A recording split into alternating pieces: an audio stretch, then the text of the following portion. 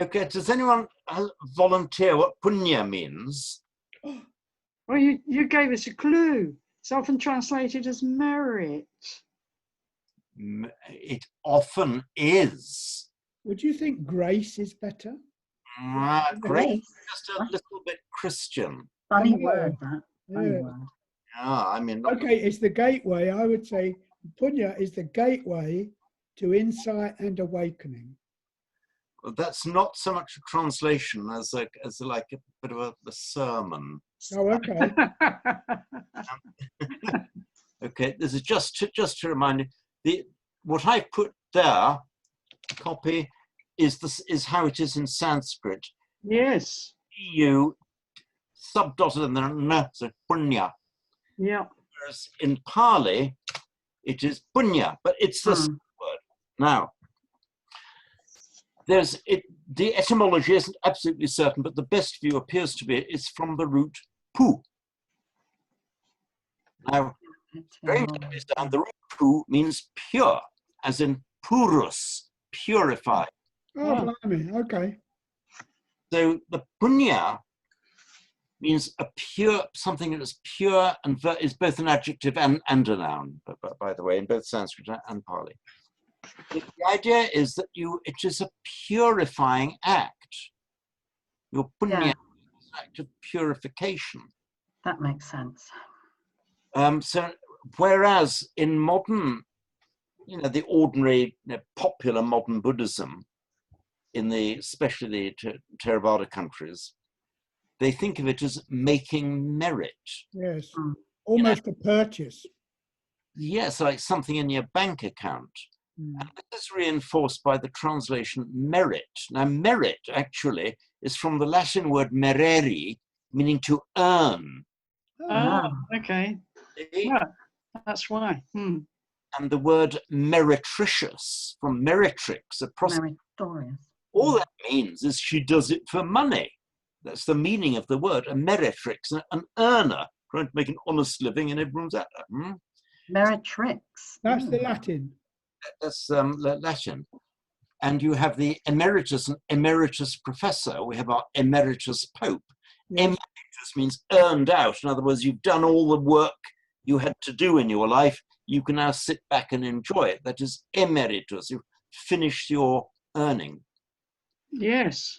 So, by the word punya, we can see in the pu, the purification element, but by the popular translation, we can also see the other elements. So the older meaning is you're doing something to purify the dross out of yourself, whereas without the natural acquisitiveness that we have gained through evolution, the opposite, isn't it? Building up money in the bank. Yes. Yeah, makes a lot of sense. The way I've always understood it is that each time your mind dwells on a virtuous, I can't say thing, but every time it becomes a virtuous mind, let's say, that reduces the amount of dross, as you say, that you carry with you. And that is, in a way, that's what you're putting in the bank account. It's a very bad example, but as you do more of that, so the mind naturally becomes more pure, doesn't it? The more times you do that, the more times you're able to say, be generous, be kind, be all the things, the more your mind is attuned to that, and the more it becomes familiar with that. And then you don't really accumulate anything, but in a sense you could say you accumulate the habit of being virtuous, which is why the merit word is quite easy to use, even though it completely gives the wrong impression, doesn't it? Right, so it starts off with purification, but we have this natural tendency to count how many rosaries you've said, Yeah. Yes. So one of these. Purification, that's the kind of thing. So how many rosaries you've said, sorry, from purification to accumulation. Accumulation, yeah. Shift. Actually, you were even doing it then, Kathy, as you were speaking. This shift in the mind, the purification. I know, I was. How many prostrations have I done? But the Tibetan, you see, you fall into the trap in the Tibetan tradition too, because when I first heard this word 25 years ago or something, I didn't like it for a start. I thought, oh, what's that, you know? And then people would talk about it in those terms, you know, counting the mala, how many prostrations, 100,000 prostrate, 100,000 mala. And I'm thinking, and people say it's a bit like a bank account. Well, actually, no, it's not like a bank account at all. It's what you've described, but it's still in the mindset because it's easy for the mind to grasp that notion, isn't it? It takes a bit more thought to undo that and go, no, it's not. It's something else. Oh, anyway, yeah. I'll just throw this in as well. That it's slightly aggravated by the fact that there is also a Sanskrit verb, pornayati, which means to accumulate or heap up, but it's a very little used verb. So maybe there's just niggles in the background. You're kind of doing both. Yeah. It's more like a training though, isn't that? Yeah. It's like if you concentrate a lot on virtue and a virtuous mind, you really, it's more of a meditation or a concentration. So you're not letting out anything else in. But I don't see it as destroying any actions that we've done in the past. I just see it as a training. How do you mean? Oh. Well, it's more like just keeping the mind clear and empty. Yeah. Of any disturbing factors or any horrible things that we might think. So that's more like the practice of meditation rather than anything building up or destroying anything. That's the way I look at it at the moment. That's actually, this is now getting much more fun as we go on, because now I'm going to throw a couple of spanners into these. Oh, wobbly. Yeah. Okay. I pre-typed them so that I can quickly copy and paste into here. Here we go. Can you all see it? Yeah. Griha. Griha. Griha. This, by the way, is pure Sanskrit, but Pali, just Puñña Geha. Griha means house, Geha, or Gaha, as in Gaha Karaka, the house builder. Puñña Griha, Puñña house, is in Hinduism, it's an almshouse. It's a house that the rich people, the rich man of the town, would set up for the poor, like an almshouse. They're almost a bit Christian there, you know, the meritorious act of giving, the Puñña Griha.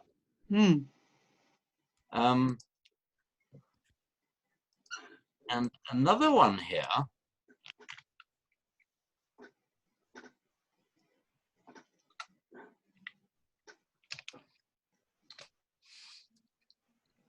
the word bhumi, Bhumi, yeah. you know, it means a ground or a land. It's from the root bhu, meaning to be. So the bhumi, the place of being, it's your ground. One of the Hindu words for India is the Puñña bhumi, the land of Puñña. Yes. The Puñña land. Yeah. Oh, really? Oh. Now, It's sort of meritorious country then. well, is it the land of merit or purity? Purity, yes. So it's just the word. It's difficult to pin this word down. It's almost, we even have slippery attitudes within our own mind. It's just been coming out. You know, you try to purify your mind by, how many purifications have I done? What about Pure Land? Pure Land is a different word. I think that's the Shuddha Bhumi. I'd have to. Yeah, I can't remember. There's Sukhavati, but I don't know if that's it. Yeah, that's the name Or of it. Sukhavati. Is that what you mean? Yes. Sukha. Isn't? Sorry, I'm just going to post something because when I was asking you, these words came up. So we've got like Papa. You've got a Puñña, which is of course demerit, and then you've got Papa. What's that? Papa.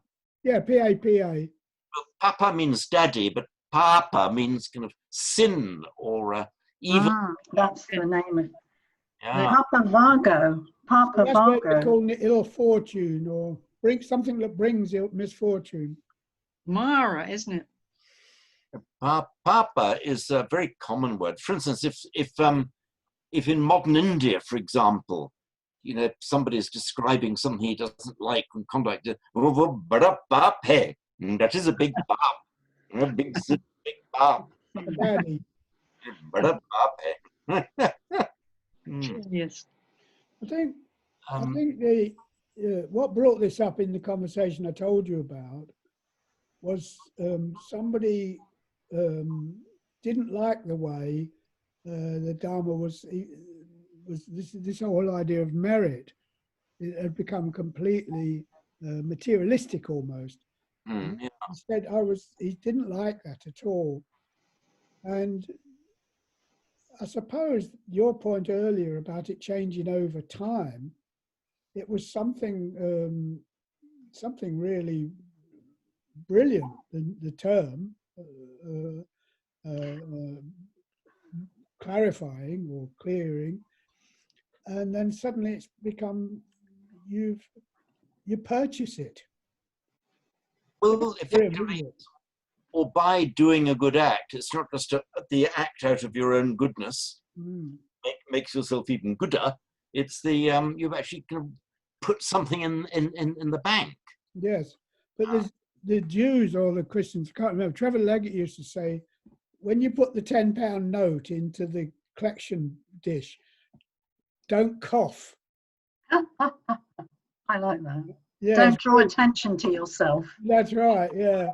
And if you're, say I'm going to do something really good now, I'm going to help some old lady across the road or something. It's always an old lady, have you noticed that? Well, Yeah, he means me, actually. They always say that, even in Bristol. Anyway, go on. Even in Bristol. Well, everybody says an old lady, not an old gentleman. Supposing I was going to... or a little person. So I was going to help a blind one-legged person across the road. Old ladies are sweet, whereas old gentlemen are rather grumpy. Yeah, I know. Anyway, sorry. Supposing I was going to help some blind, one-legged, one-armed person across the road, but it wasn't to get them to the other side, but to make some merit. My intention was, I'll do a good deed. That can't be merit, can it? Well, maybe that genuinely is in the bank. Maybe just an equivalent good thing might come back to you. Yeah. So the Thais and the Burmese would say. But yeah, I agree with you. Not in the ancient sense of the pure conduct. Now, you know the chant, the Buddhist chant. It's the Sankhavandana Supatipanno Bhagavato Savaka Sangho. Okay, the last line. Part of the last line. Hang on, I'm just giving it to everyone. Okay, just wait for Kathy to come back with her lead. Pronounce it, James. I like your pronunciations. What of? You read it again. Anutteram Puñña Ketam Lokasati. Sorry, it should be a double T. Where's the double T? Should be a double T. Ketam. Okay. Ketam. I'm just going to give it to you properly now. Ketam Lokasa. It's from Kshetra, Sanskrit for field. Oh, okay. So, field of merit. Yeah, so and anuttara, as we know, means out. More out. Anuttara, beyond which nothing exists. Yes. Oh, fascinating. So, anuttaram punya ketan lokasati. Lokasa, just lokasati. So it means. So the unsurpassed. Yeah, carry on, Kathy. Of course, anuttara tantra. So it's unsurpassed. I don't know. Punya merit. I don't know. No, I don't know. Is lokasa? Has that got something to do with place? Lokasa is means of the world, from loka. World. Oh, from loka, the world. Yeah, of course. Sorry. In the genitive. By the way, why is, as we know, the genitive lokasa ends in a short a? Why is it long here? Okay, because of the T at the end. that's correct. A long Because it would sound a bit weird if you didn't. It would just not work, would it? lokasati. No, it's just, it's I don't know. spelling. Sanskrit does not have it, Pali does, that when you get a word ending in a short vowel, lokasa, followed by T, meaning unquote, end of quote, the vowel lengthens. It's got no No meaning. Yeah. So the unsurpassed field of merit, or Field of merit, yes. field of punya for the world. So what does punya mean in punya kettam? Field of punya. What does punya mean here? Field of merit. Hang on a minute. What? Oh. What do you mean? What does it mean here? What does punya mean here? Well, you mean it's different, is it? The pure land. Oh, I see. Completely. No, does it mean field of purity? Or it means they've got enormous amounts in their bank account that they can hand out to you? No, according to Tibetan Buddhism, the merit field is literally is the merit of all the Buddhas and Bodhisattvas. That's the Tibetan thing that you visualize when you're doing your practice. So you visualize the merit field. So it is literally all the Buddhas and Bodhisattvas in front of you in various forms, various places. And then you make Pardon? Is that tanker where there's hundreds and hundreds of Buddhas? Yeah, well, there's lots of different tankers, but there is a very specific one, which I don't have at the moment, I don't think here, but of the merit field. It's called the merit field, and it is very specific. In the Gelugpa tradition, it's individual named gurus, and I can't tell you who they are. Like Tsongkhapa would be the middle one, I should think. Okay. But there are probably different ways of presenting it according to the traditions and the schools. I'm sure there are, but my understanding is that you petition. Well, it's almost like it gets a bit Christian, doesn't it then? But not exactly petitioning. Well, yes, I think petitioning. Yes, the merit field. Pray, if you like, praying to the merit field. Please help being. Please help me. Please help beings. Please have some of your spare merit. Your mic is breaking up. Well, I don't know about whether it's to do with that. I don't think it is it? I don't think it's that. I think it. Anyway, I won't say any more because I don't know enough really. And that's only one way, one tradition, and my understanding, which is probably extremely limited and probably to the point of being sounds right for the Tibetan. In the Prajnaparamita, you'll get it all the time, but it doesn't refer to. It just refers to non-self, generally non-self. So the non-self is supreme, and the experience is that the field of merit. It's different. Isn't it? The whole world, meaning cosmos, meaning everything, meaning the self disappears because everything else is pure. Everything is pure. That means the self can't, the notion of self disappears. So that would be, and that's quoted all the time in the Prajnaparamita, isn't it? Yes. Well, the short one, is it? Well, I'm thinking of the long Prajna, the great Prajnaparamita, but I only know generally appears in all of them. Yes, it does. Yeah. I think the other thing, where the Buddha is asked about what happens, where it is when mind and body drop away, and he talks about consciousness being bright, shining everywhere. That's the one. He's not using punya in that. That doesn't turn up there. Punya. It's not in that, is it? No, I can't remember the whole line. Oh, okay. Now, finally, unless you want more on that, on punya, there was something, that Thai, that very famous Thai nun, died not so long ago. Is it Mai Chi Kiao? What was her name? Yes, K-O-W. There's some odd noise going on somewhere, and I have to check it out. Sorry. It was this, just... I see it, yeah, K-E-O-W is her name? Yeah, I don't know how it's pronounced. Meiji, yes. Meiji. Is she the nun who died in the clear light? No. Yeah, I think she is. Yeah, not so terribly. I can't remember what it was for her. Tessa sent me a thing about it. Bodhidharma did a talk on her. Oh no, I don't think it is. No, this is very, very recent. Actually. Anyway. When I'm reading these things by some of these very advanced Thai in the forest, Yes. you get some almost rather slightly disturbing things being said. Yes. And you've got the wonderful bit about the intense discipline and all the real wonderful stuff. Yeah, this is full on, mate. That's it. That's what the Buddha taught.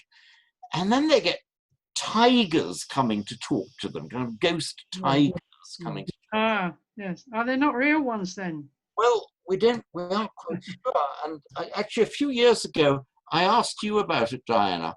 Oh. You said, I don't know if it was slightly tongue-in-cheek, but you said, well, these people who spend years and years in intense meditation on their own in the forest, they do start to see funny things. Ah. Did you really say that? Well, it was in Ajahn Mun's autobiography about the spirits that he saw. When I said funny, I wasn't being derogatory or anything. No, you funny, ha ha. Deadpan. It could have been taken either way. Anyway, I just think you get strange experiences. Just last night, I came to a passage in this book. What, the one of the nun? Yeah. In our Yes. And she in Samadhi, she was visited by the spirit of a wild boar who had recently been shot by a hunter in the forest not far away. And the poor wild boar came to ask her for some of her merit, and he must have meant puñña, to ask for some of her merit so he could have a better rebirth. So here we are. Not only it's in the bank account, but you can actually do a bank-to-bank transfer of it, an online transfer of your merit to this poor boar spirit. Yes. Of course, in virtually every text, and at the end of any Dharma talk, you spread out the merit. You don't keep it. And even even Bhikkhu Bodhidhamma, may the merit of this go to. Yes, it's a classic example. But just to come back to tigers, recently, this last 10 days, a Siamese cat has adopted me. He's been very badly treated, wafer thin, and I've been feeding him up twice a day. Now, your point really is, why me? No. Is it because I'm a deep meditator? He's hoping to get some kind of, thing out of this. Kudos. Maybe the cat recognizes you're anuttaram puññakettam lokassa. Definitely. I think. Can you remind me what it means again? I know ut means out, and it's unsurpassed. Anuttara means merit field of. Ut means so. Anuttara. Yeah. The actual do you want the analysis of the word anuttaram? No, it's fine. It's just the last bit, really. The lukasa. Go on, James. Give us the whole caboodle. All right, give us. Okay. Ut out. Okay. Yeah. Up, out, forward. Yeah. Uttara, outer. More out, okay? It's almost the same word, uttara, outer. So anuttara means that beyond, that which has nothing beyond it. That there's no outer, no further beyond. So in other words, it's a dog's bottom. This is as far as it goes. Anuttaram, unsurpassed. Good as it gets. There's nothing beyond it. So that's why they call it full and perfect awakening. Sorry, Kathy, go on. It was the last bit, really. It was puñña. I mean, field of merit. Lokasa. Oh God, lokasa. That's world. But what's? Ordinary word meaning world. So of the world. So the unsurpassed puññakettam of the world. Of the world, of the world, because it's genitive. What's kettam again? Kshetra. Kshetra. That's right. It's kshetra meaning field. I must remember the asa, Oh, because okay. that's So always it's unsurpassed field of merit. Opening words of the Bhagavad Gita. Yes, yes. Kshetre, dharma kshetre, in the field of the Kurus, the field of the Dharma, dharma kshetre.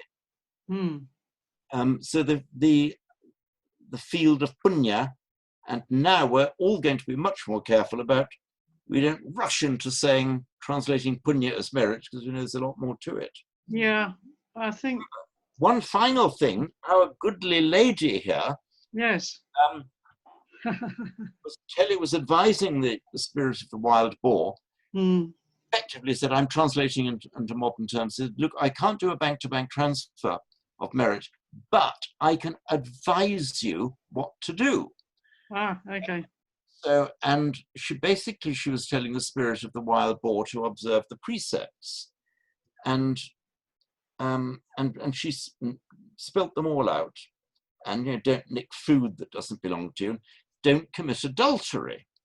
So I don't know how. He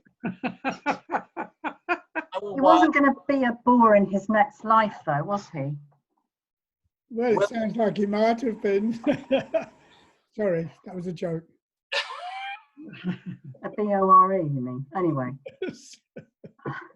Sorry, James, we interrupted rudely. Go on, James. In order to get a good human birth, don't commit adultery. Well, a live boar, how does he know if he's committing adultery? And if he's a disembodied boar spirit, yeah, might be okay. Very well. That's one can. No, if the lady boars are the same as he is, right? And they all know what it means, don't they? So, right. You know, if they all would go to a nun for some merit, then yes, they would all have that quality of understanding, wouldn't they? yeah, they would.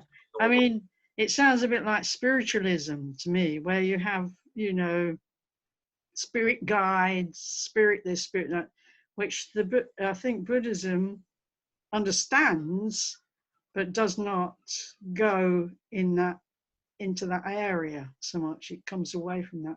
But I'm sure that people who are very concentrated, meditative, living alone for a long time will have all sorts of experiences like that, and it will be so real to them because they're not being pulled back into the material world, are they? They're sort of opening up their consciousness. It's well spread out amongst the mystic realms of all traditions, isn't it? I mean, they have it in Zen, they have it in Tibetan, where somebody who's really in it for a long time, in that samadhi type state, they often have these things come into them. Quite amazing. They call them dalogs. You probably heard them. D-E-L-O-G-S. That's the Tibetan word. Transliterated. It's not the correct spelling, but that they are the dalogs and they're usually women. It's apparently, and they can, whilst in this life, go into samadhi and go into dream states, and then they can go into different realms, and people can talk to them about exactly what you've described, really, so that they can help those people in the bardo or even in other realms, not just the bardo. But so yeah, I didn't know it existed in other schools of Buddhism at all, but it obviously does, I suppose. Yes, it just does in all meditative solutions. Right. Any more on Puñña? No, I think you've made it very clear. The only point I would make is that point I brought up at the beginning. There's definitely a link between insight and Puñña. If we look at the way, it's almost like one's putting it in a crude way now, where if your intention is straight, i.e. you create Puñña, and that two function of good intention and that skill of creating good purity in the horrible sense, I don't know, we need another word for purity, I think, then the insights arise. So your practice of if you think about when you meditate, most of the disruption, if you like, in your thinking when you meditate is caused by some behavioral thing or something like that, isn't it? Whereas if you've had a pretty good day, say, in a worldly, using modern parlance, you've had a good day, you've been a good chap and all that, your meditation is clearer. You get less disruptive thinking and all the rest of it. And yeah, that's certainly true.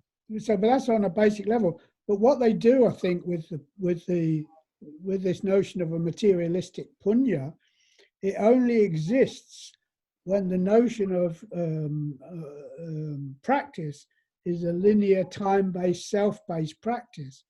Whereas in Zen, for instance, and in the Mahayana, and in the Theravada, where the Buddha is very clear that that's a sort of a delusion, that there's this self going through practice, through time, with a bit of luck. They buy enough merit, they'll get awakened this next time or next time. It's not a simple thing to describe, I don't think. No, not at all. So Should we talk about Chanda before, because it's quite late. It's already 10 to 3. Yeah. Chanda. Oh, well, yeah. Chanda. Yeah, we've got Chanda. Got a bit on Chanda here. Or do you want to do it next time? I don't mind. I'm just thinking I don't know, because it's... Let's go into Chanda. We can go into Chanda. There's some merit in the bank account by talking about Chanda. Okay. Actually, one last thing on merit. I remember back in the 1970s now, I was with Irmgard Schlegel and Mio Puñña. Yes. I'm going to do something for the Zen Center, some kind of legal assistance or something. And, and I thought, oh, this is a nice way for me to make some merit. And she looked at me almost with disgust, if I was deliberately winding her up. Yeah. Which I was. I mean, I was deliberately winding her up. That was very brave of you. Yeah. I was about to do a thing that she needed from me, you see. So I was. Okay. Yeah.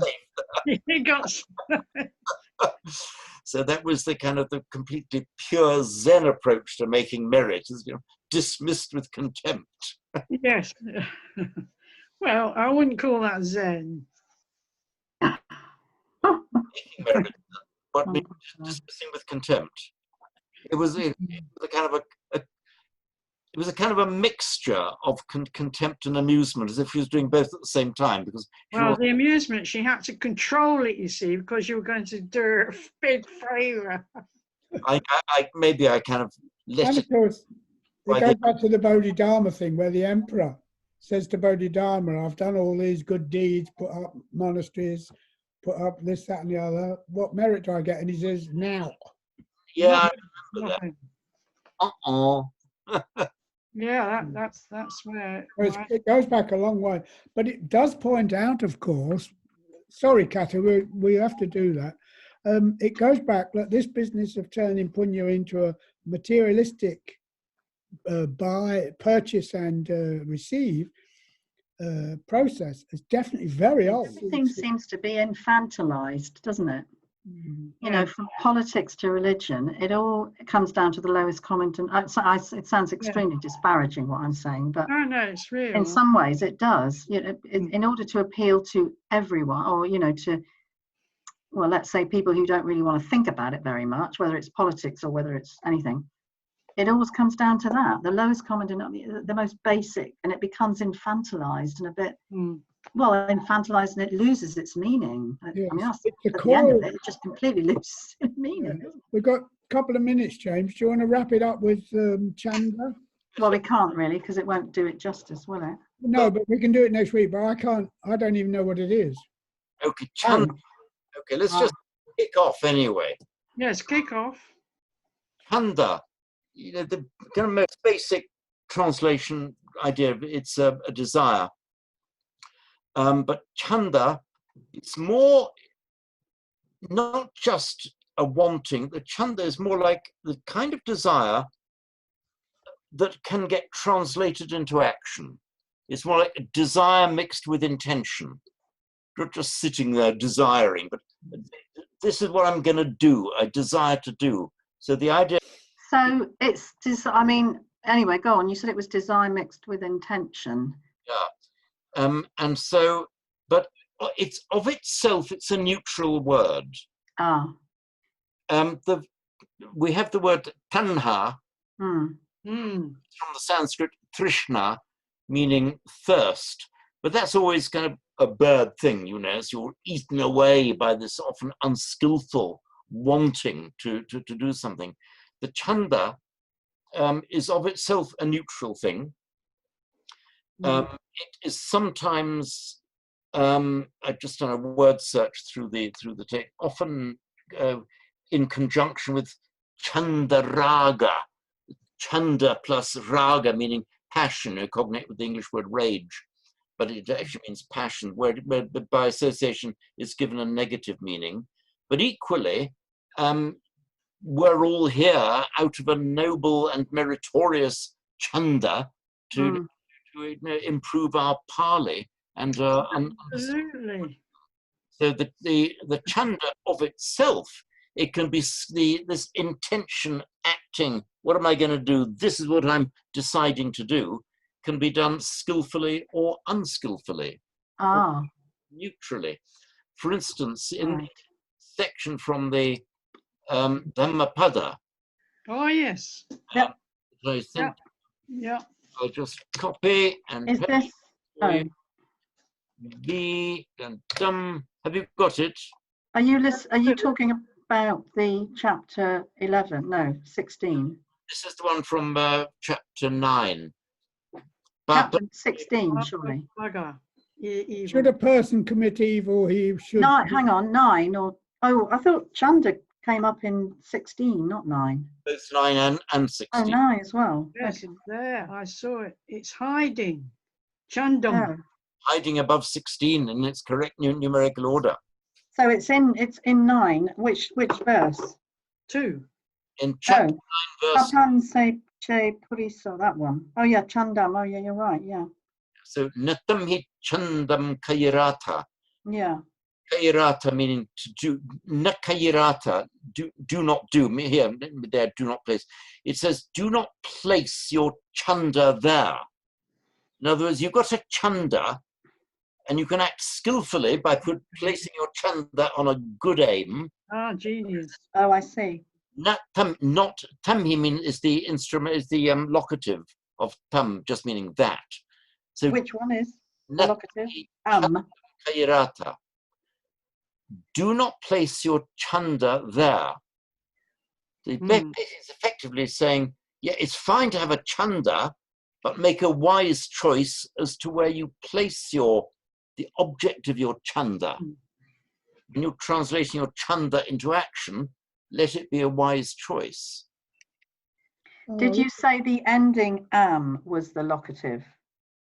You see, tamhi. Oh, tummy, yes, yes. That's it's from the pronoun tam, tad and tam, and the locative is tamhi, meaning in it, on it. So nahi, na, do not, kayirata, do not place your chandam, do not place chandam there. So in other words, you have your chanda neutral, but then you can use it skillfully or unskillfully. That's interesting, really, isn't it? I thought chanda was that it contained, that's the wrong word, but the element of positiveness. But that it implied, that's right, that it implied a desire for spiritual learning or, you know, experience or something. Not experience, but spiritual understanding. But it obviously doesn't. It's a neutral term. It's a neutral term. And if you look at, for example, from the Majjhima Nikaya, that yeah, I don't have that version here. Oh, sorry. Okay, and just I haven't got it. Copy and paste that. Sorry, Uchayo. Then the new I just put Chandaraga Vinayo Chandaraga Pahanam. Yeah. You know, the word vinaya has two meanings. One is the vinaya, the code of conduct, and the other means pushing away, placing aside. As in kamesu vinayagedham, having pushed away greed for kamesu, for sensuality. So chanda raga vinayo, the vinayo, the placing aside of chanda and raga. So here, by context, not by the virtue of the word itself, but by context, it's chanda and raga, having placed aside chanda and raga. Oh, right. And chanda raga pahanam. Again, vinayo and pahana have the same meaning here. The pahanam, the placing aside, the casting aside of chanda and raga. This is really, Gapahanam. I'm finding this very interesting. Can we make it the class next time, do you think? I've just warmed up. Okay, we'll make it the class next time. And then we'll also look at the Dhammapada.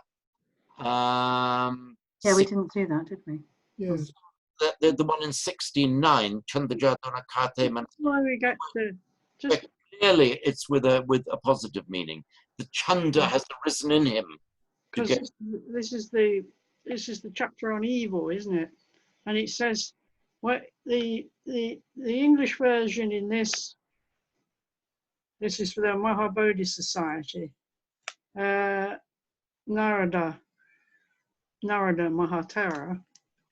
He's translated as he should not find pleasure therein, which is totally different to the way you were. This is in verse 2 in chapter 9. He should not find pleasure therein. For his translation of chapter 9, verse 2. Yeah. I challenge that. I mean, I'm reluctant to challenge somebody of the stature, of his stature, but I do challenge that. The idea is, don't make your intentional act there. Don't make that your intention. Yes. Yes, completely different feel about it. Yes. Yeah, very good. Yeah, well done, man. Yeah.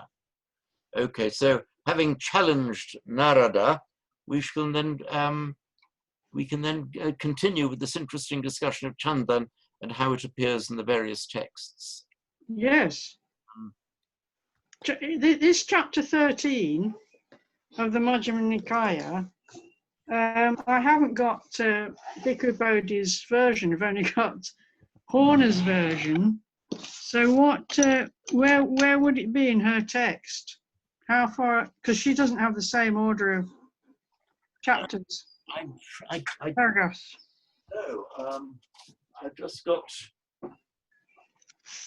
This is the that one. Yeah, I should get a version of that. Yeah, well, you should indeed. It should be on our shelf. Actually, we've taken it and put it in the library. Oh. But there's a whole row of those in the library. There is. And well, you know what I have of what I say about Bhikkhu Bodhi's translations. He's my absolute hero. Yes, I can't understand you. When it comes to translation. It's towards the end. I mean, this is the very end of it. Mm-hmm. The end of and this is the one there, and the other one. And what does it say in English? The first one, what bhikkhus is the escape in the case of material form. It is the removal of desire and lust, the abandonment of desire and lust for the material form. So desire and lust, the word there is Chandaraga. Oh, it's Chandaraga. It's not Tanha. No, it's Chandaraga. Right. Yeah, but not because the word is of itself has that meaning, but in this context, joined with raga, which always has a negative. Even because they talk about the ragas, don't they, in Indian music, and which is the passions, I suppose. Is it the passionate music? I don't know. It's the same word, isn't it? I think it is the same word.